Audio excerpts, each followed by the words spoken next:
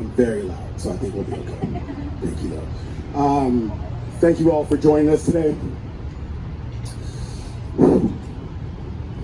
This is not going to be easy for me to get through, so I'm summoning the angels on my back. I'm summoning the spirit of Ahmaud Arbery. I'm summoning the spirit of George Floyd and everybody who we've lost. Just share my story with you all.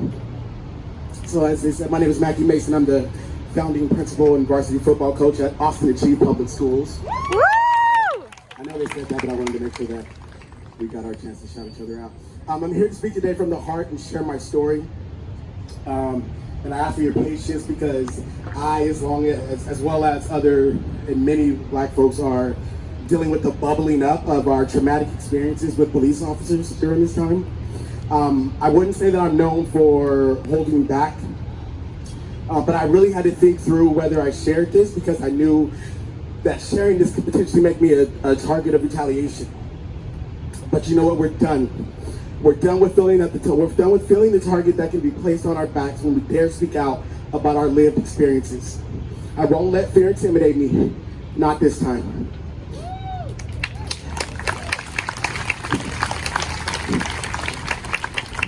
And frankly, I've heard from too many folks that now is the time to speak out because folks are actually listening.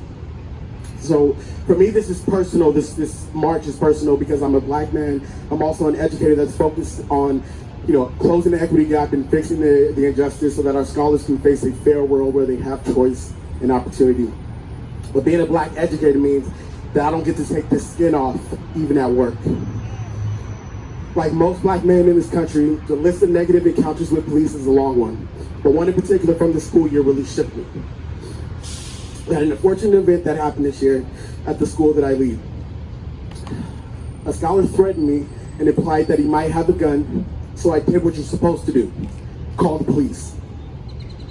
When the police showed up, I was quickly reminded that my position, my degrees, the years I put in fighting for the liberation of our scholars didn't matter.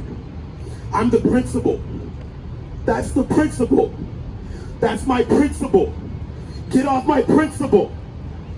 Despite everyone, including the kid that presented the threat, identifying who I was, I ended up on the ground with him. My face pushed into the carpet, police hovering over me, guns drawn, and I was also put in the handcuffs.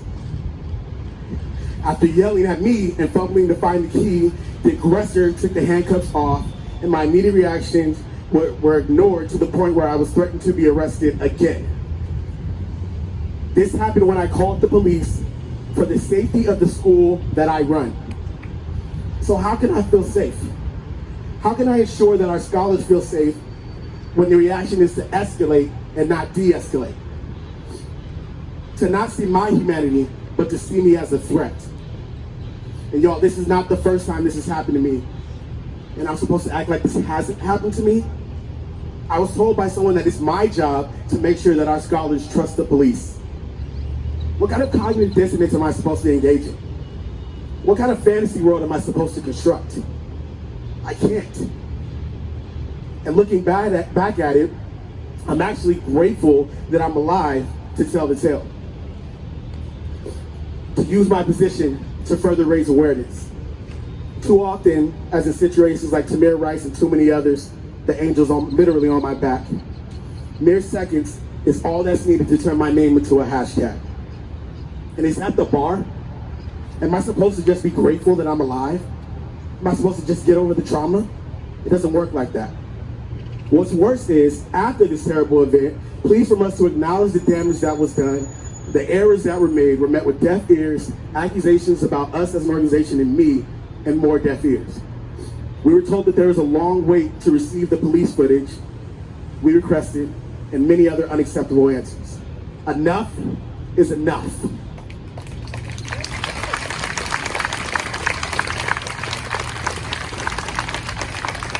We need accountability. We cannot get to restoration without accountability. At our school, we're very proud that we've eradicated suspensions and have engaged in the tough work, and I do mean the tough work, of restorative justice.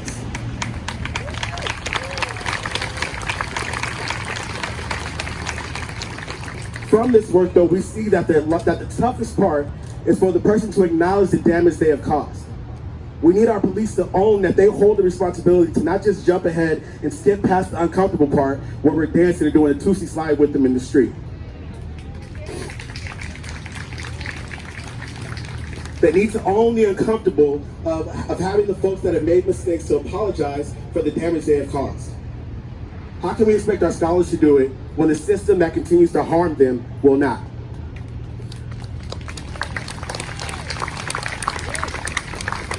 Let's also fully dispense with the notion that our kids need to be perfect as some way for them to not be targeted by the police.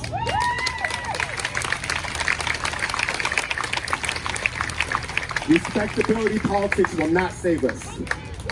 That's why I wanted to share this with you all.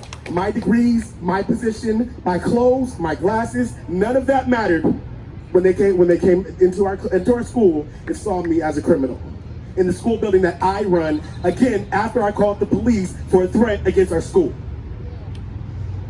I would also be remiss not to address everybody here today, all the allies here today. It fills my heart with joy to see everybody joining this movement. My challenge for you is to use this moment to also get uncomfortable and embrace that. Don't give yourself a pat on the back because of the endorphin rush of doing the right thing. Even if you don't suspect that there is an issue, at least ask the questions. Because as I said, this awakening is awakening the trauma your black scholars and your black teachers have endured, down to the microaggressions that can happen in our schools almost daily. They might not have said anything, but trust me, they remember. That time you made an inappropriate comment about their hair. That time you refused to center, chose to center your feelings about the flag, to tell your scholars they better stand in for the national anthem instead of listening to what they wanted to protest about.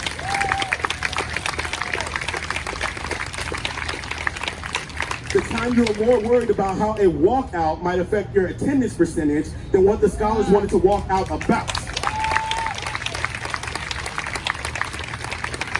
The time that you told somebody that their Black Lives Matter shirt was too volatile, too hostile, too aggressive to wear at work.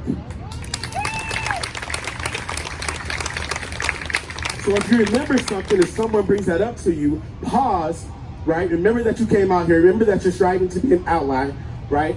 Don't worry about how you're being offended and apparently the worst thing in the world is being called a racist, not actually racist act. Take a minute, express empathy, and own that so that we can move forward together.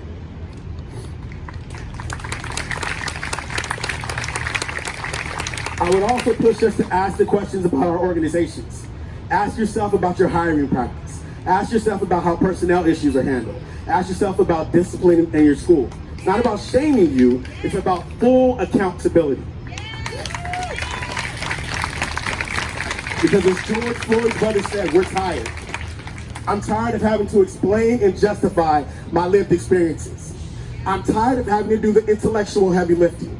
I'm tired of being fearful of even telling my story. I will speak my truth and continue to fight for the liberation of all of us. But we need you all to do some of the work.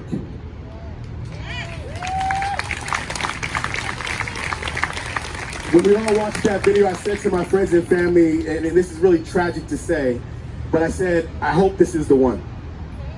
I hope that 8 minutes and 46 seconds that cop kneeled on that brother's neck is the one that brings us together to eradicate injustice and racism. And I tell y'all, and just looking out on this part, I remain hopeful. This is a moment of reckoning, and it's not going to be one bill, one protest, or one march that's going to get it done regarding liberation. Freedom will take a lot of work, a lot of bills, and a lot of protests. But you can't leave here and act like you don't know that there's a problem. Let's acknowledge it, let's get uncomfortable, let's continue to push for it, and actually pushing for the changes we seek. None of us are free until we're all free. The time is now. And I stand up here with my voice trembling telling you, the time is now. Change is here. My life matters. My black scholars' lives matter. Black lives matter.